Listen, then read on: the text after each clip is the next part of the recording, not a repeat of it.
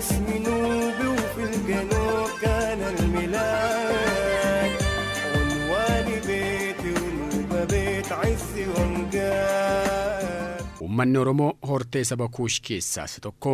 Kuush hortee dhala namaa bebbeekamoo keessaa isa guddaa yoo ta'u, horteen Kuush kun guddina aadaa, seenaa, aartii dhalachuu amantaa gurguddoof qubee barreeffamaa bocuun addunyaa kanaaf kan gumaachedha.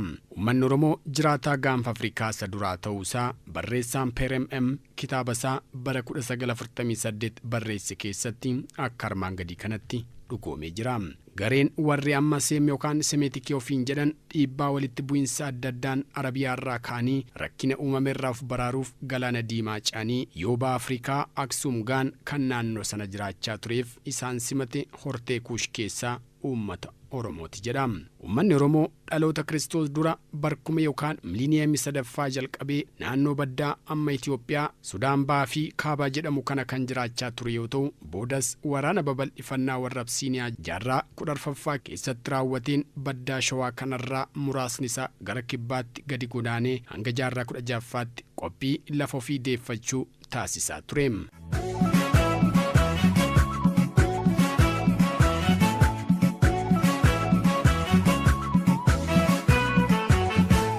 Jalqaba jaarraa 16ffaa bara 1520moota keessa waraana deebisanii lafa ofii qabachuu taasiseen milkaa'ee qabiyyee isaa ganamaa deebifate. Namni biyya Poorchugaal maqaan isaa Francisco Alveras kan bara 1520 hojii abuuraaf yookaan tiraaveler Itoophiyaa dhufee ture. Oromoonni kaaba Itoophiyaa hanga galaana diimaatti jiraachaa akka turan argaa dhageettii isaarraa ragaa ba'ee ture. Innis akkas jedhe. Yeroo nuti kaaba Itoophiyaa geenye namni biyya sana bulchaa ture Doorii yookaan Baayira Nagaash nama jedhamu ture. Yeroo gabaabaa booda Dooriin du'ee aangoo gara ilma isaa kan maqaan Bulaa jedhamutti darbe. Yeroo aangoo irra ba'u umuriin Bulaa naannoo ganna 12 ture. Kanaanis jaarraa 16ffaa hanga dhuma jaarraa 19ffaatti diinota isaa hunda mo'ee daangaa isaa kabachiisee gareen muraasni mootummaan of gurmeessee kan hafe immoo sirna gadaasaan wal bubbulchaa ture. Haa ta'u malee dhuma jaarraa 19ffaan booda humni gita bittoota Absiiniyaa humnoota alaaf meeshaa waraanaa isaan irraa argateen deeggaramee humna Oromoo cabsuu danda'eera. Weerara lammaffaa kanaanis aadaa fi sirna bulchiinsa gadaa isaa akka laafuuf badu taasifame. Bu'uura jiruuf jireenya dhala namaa kan ta'e lafti isaa ni saamame. Uummanni Oromoo uummattoota hortee Kuush keessaa isa tokkoo fi isa guddaa yoo ta'u, hanga ammaa duudhaalee uummata kanaa qabatee kan jirudha. Haa ta'u malee warri seenaa ragaa hin qabne barreessaa turan seenaa dhugaa dabsuun eenyummaa uummata kanaa awwaaluu fi dukkaneessaa turan. Isaan seenaa Oromoo dabsanii barreessaa kan turan akkuma jiranitti ta'e faallaa isaanii kan dhugaa barreessan ilaalla. Finfinnee, Finfinnee, yaa Finfinnee, Finfinnee, yaa Finfinnee, Finfinnee, yaa Finfinnee, mata burqaajine kan waaqni nu kenne, ansarraa fagaachuun nu mataane Finfinnee. Akka kitaaba Taabor Waamii kan bara 2007 maxxanse keessatti ibsametti qaroominni Misiroota durii yookaan Ancient Egyptian Civilization qaroominaaf seenaa Oromoo waliin akka wal fakkaatan ibsameera.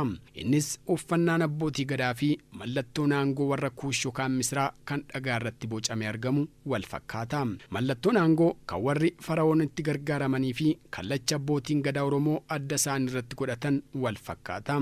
Kanaafuu qaroominni warra Misirii durii Oromoo keessatti hafuu akka noollee tilmaamoo fi kaa'an. Christopher Ihert qorannoo isaa kan bara 2002 keessatti akka ibsetti warri musliimaa daangaa Sumaalee irraa kaanii gara lixaatti babal'achuu isaaniin dura akkasumas warra Absiiniyaa jaarraa 14ffaa keessa yeroo jalqabaaf kallattii kibbaatti babal'achuu isaaniin dura warri Semeetik ofiin jedhan galaana diimaa ce'anii qubachuu duratti Oromoon guutummaa gaanfa Afrikaa kibbaaf lafa giddugala Itoophiyaa jedhamu kana hundarra jiraachaa ture jedhu. Kitaaba sirna gadaa Oromoo Maccaa fi Taabor Waamii kan Yoogganaa Dirsato ችና የታሪክ እውነቶች ጀዱ ከንበረ 2008 barreeffame keessatti akka jirutti kana malees namtichi Waalis Buus jedhamu waa'ee Nakuutoleeb bara 1993 hanga 1133 hilma herbee akkanatti ibsa.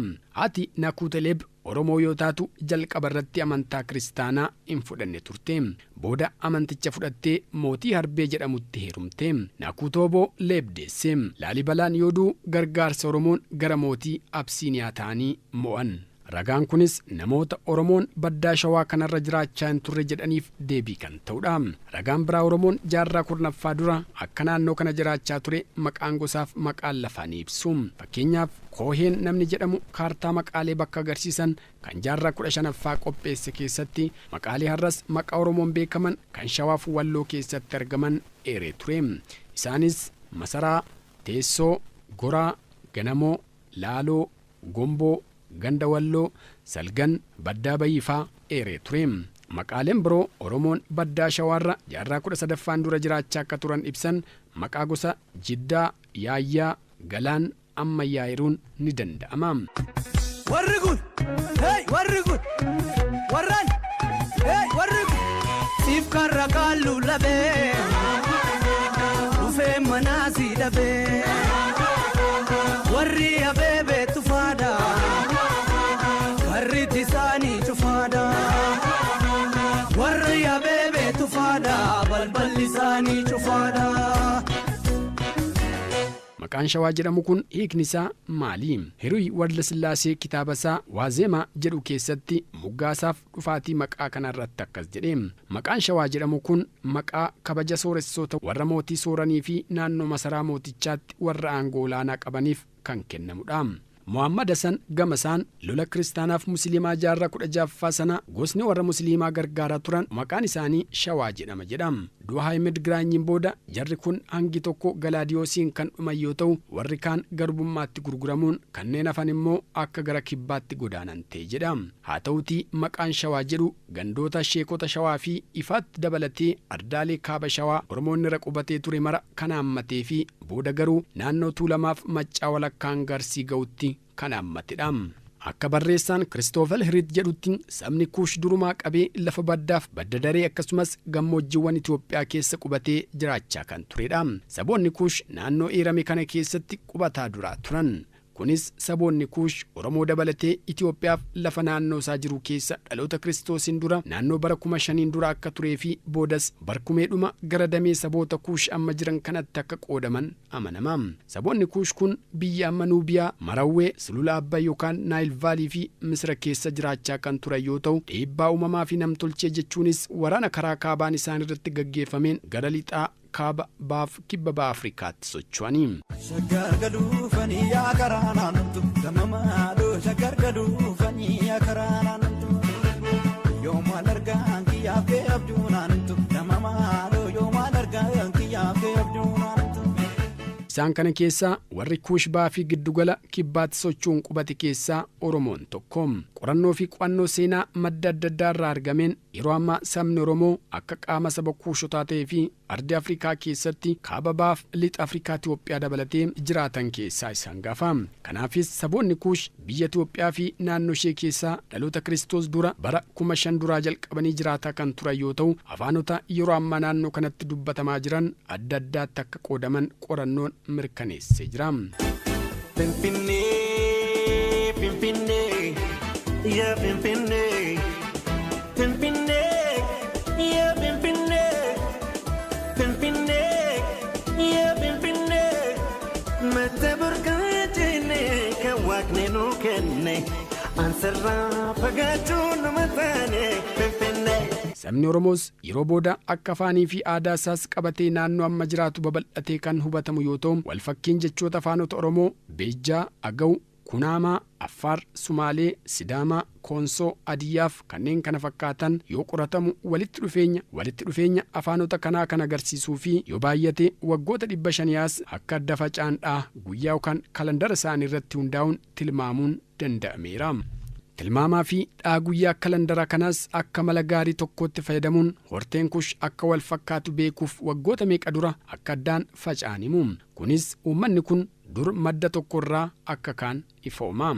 Oromoon saboota kaaba Afrikaa waliin hidhata qabaachuusaa dhakaawwan fakkii namaatiin yeroo sana tolfaman yookaan siidaawwan akkuma abbaa gadaa Oromoo har'a adda isaanirra kallacha qaban ni agarsiisu. Inni biraa siidaan faayaa fi uummanni aadaa Sudaan kaabaa keessatti qonnaan argame faayaa fi aadaa dubartoota Oromoo Baalee har'aa kan guftaa mataatti keeyyatanii ayyaanota yookaan jila adda addaa irratti argaman wajjin wal fakkaata.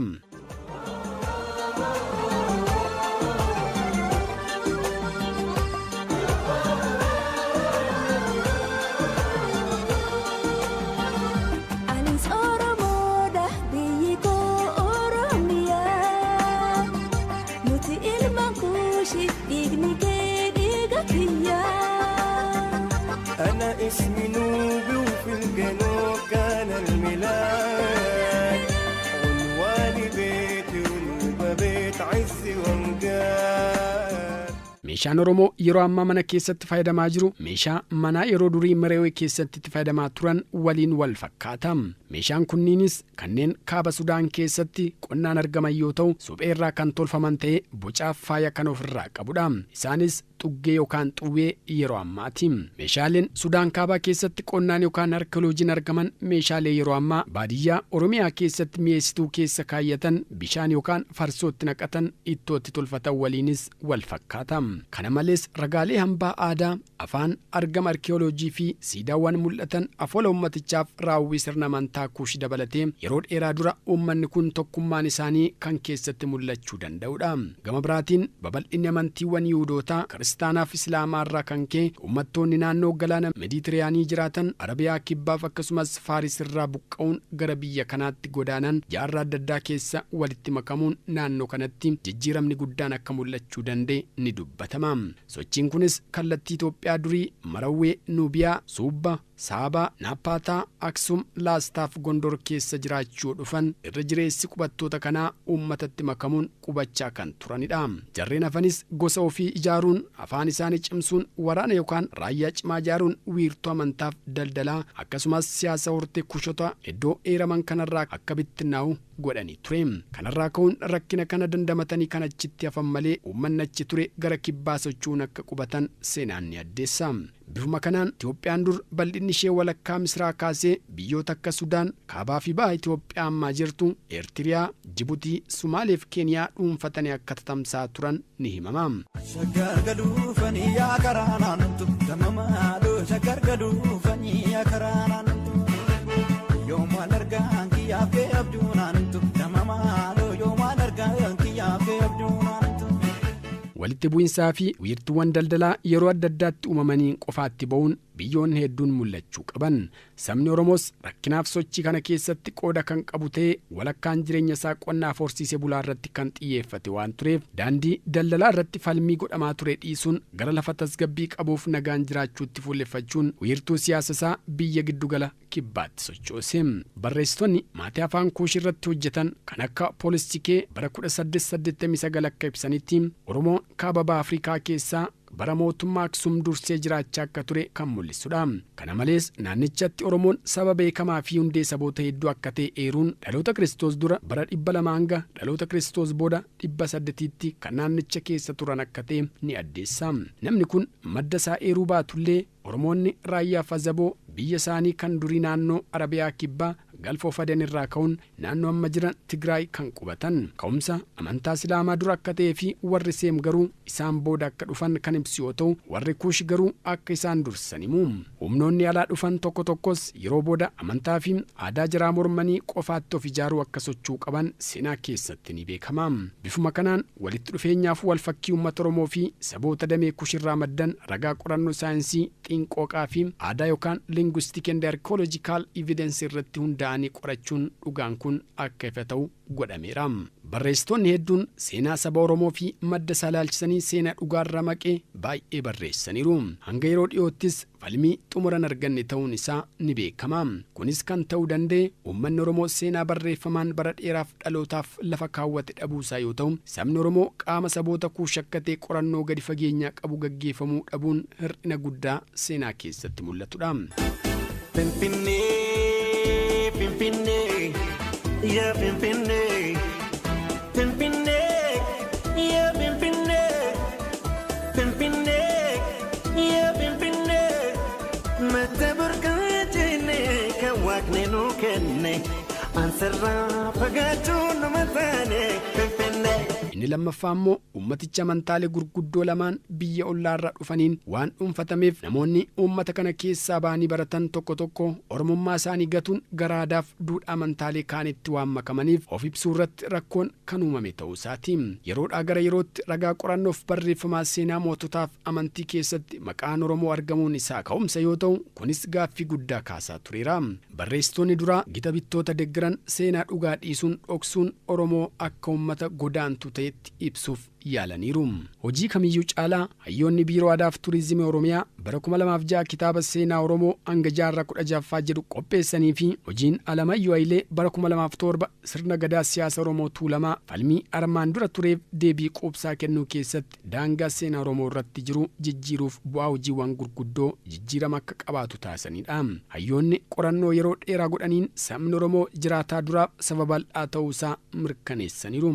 Yaada kanas hojii Di'abbaadiyee irratti hundaa'uun kan barreesse Maarshaal Disaalvaak bal'ina afaan Oromoo laalchisee yoo ibsu beekumsi yookaan falaasama Giriik jedhamee dubbatamu martinuu maddisaa Afrikaa beekumsa saba gurraachaa akka ta'e kan nama hubachiisudha. Kana malees ragaan dabalataa yaada kana cimsu bifa kanaan qindaa'eera. Kunis Afrikaa ba'aa Oromoo dabalatee lafa argama sanyii namaa akka ture kan ifa taasisudha. Kanarraa kan ka'e saboonni Afrikaa keessattuu kaabaaf ba'a Afrikaa iddoo hundeen dhala namaatti argame qofa osoo hin ta'in maddaaf jalqaba amantiiwwan beekamoo fi qaroomina ilma namaa maraaf bakka bu'uura akka ta'etu eerama. Kunis saba Kuush Oromoo dabalatee kan hammate ta'uusaa mul'isa. Kanaaf Oromoon jiraataa duraa ta'uusaa mul'isa malee uummata godaantuuf weerartuu akka hin taane kan ibsudha.